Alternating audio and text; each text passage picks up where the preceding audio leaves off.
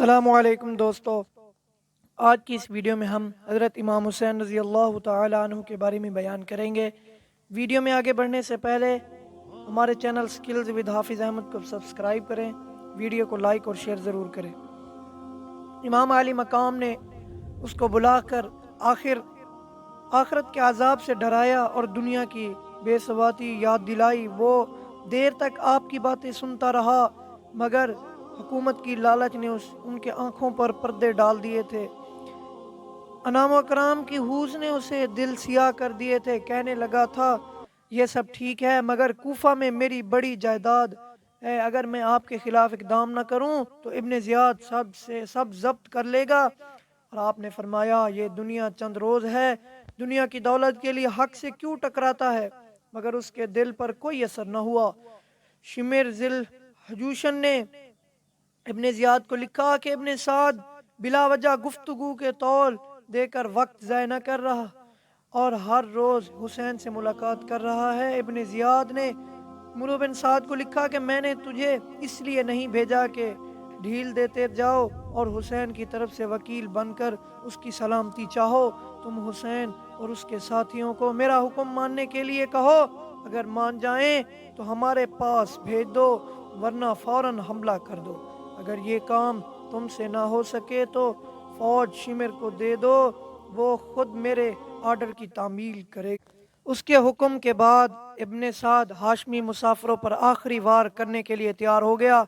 शिमिर खैमों के पास आया, अब्बास और उनके भाइयों से कहा, क्योंकि मैं तुम्हारा मामू हूँ इसलिए हज़ारा कराबत में तुम्हें अमान देता हूँ। उन्होंने जवाब में कहा कि हम तुझ पर और तेरी अमान पर लानत भेजते हैं। अगर तुझे हक कराबत मलहूज होता तो हमें अमान देता, इब्ने रसूल को न देता। इमाम हुसैन रज़ी अल्लाह अन्हु ने इब्ने साद के सामने तीन बातें पेश फरमाई। मुझे सरहद पर जाने दो, यजीद के पास पहुंचने दो ताकि उससे बराह रास्त बातचीत कर सकूं, मुझे वापस उज्जाज जाने दो। इन तीनों बातों में से कोई बात भी उन्होंने कबूल न की और बराबर यजीद की बैयत का मुतालबा करते रहे। बाज़ लोग कहते हैं कि मैदान करबला में इमाम हुसैन रज़ी अल्लाह अन्हु ने यजीद के हाथ पर बैयत करने का वादा कर लिया था। अगर ये बात सच्ची है कि इमाम हुसैन ने बैयत करने का वादा कर लिया था तो फिर मार्का करबला का सवाल ही पैदा नहीं होता था, क्योंकि उनका तो मुतालबा ही यही था कि बैयत कर लो। अगर बैयत कर ली तो फिर जंग की नौबत क्यों आई। उत्बा बिन समान कहते हैं कि मैं मदीना से मक्का से इराक तक बराबर हज़रत इमाम हुसैन अलैहिस्सलाम के साथ रहा और शहादत तक उनसे जुदा न हुआ।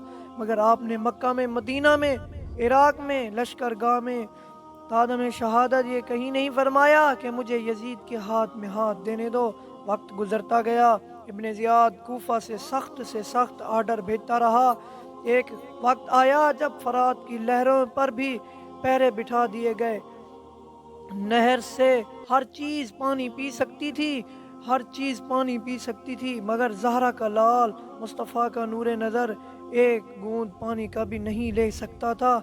मौलाना हसन रज़ा रहमतुल्लाह अलैह फरमाते हैं, खाक हो जा खुश्क होकर खाक में मिल जा फरात, खाक तुझ पर देख सूखी ज़बान अहले बैत, बे इजाज़त जिनके घर में जिबरील आते नहीं, कदर वाले जानते हैं कदर व शान अहले बैत।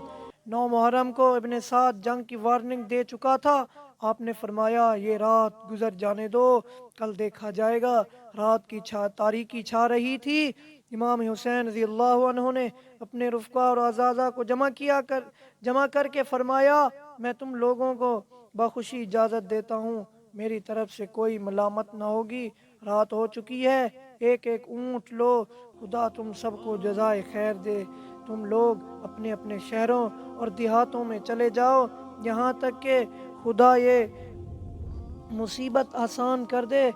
इसलिए कह रहा हूँ कि लोग मुझे तलाश ही करेंगे, मेरे बाद किसी की तलाश न होगी। मुस्लिम बिन अकील के भाइयों ने कहा, खुदा की कसम, हम हरगिज़ ऐसा नहीं कर सकते। हम जानो माल और अहलो अयाल सब कुछ आप पर कुर्बान कर देंगे, आपकी क़यादत में लड़ेंगे। जो अंजाम आपका होगा वही हमारा होगा। آپ کے بعد جینا بیکار ہے۔ سعد عبداللہ بن حنفی نے کہا کہ اگر مجھ کو یہ بھی یقین ہو کہ میں 70 مرتبہ قتل کیا جاؤں گا اور ہر مرتبہ زندہ کر کے میری خاک ہوا میں اڑا دی جائے گی تو بھی آپ کا ساتھ نہ چھوڑوں گا۔ حضرت مسلم بن اوزا نے عرض کیا کہ خدا کی قسم اگر میرے پاس کوئی ہتھیار بھی نہ ہوتا تو دشمن سے پتھر مار مار کر لڑتا یہاں تک کہ آپ پر فدا ہو جاتا۔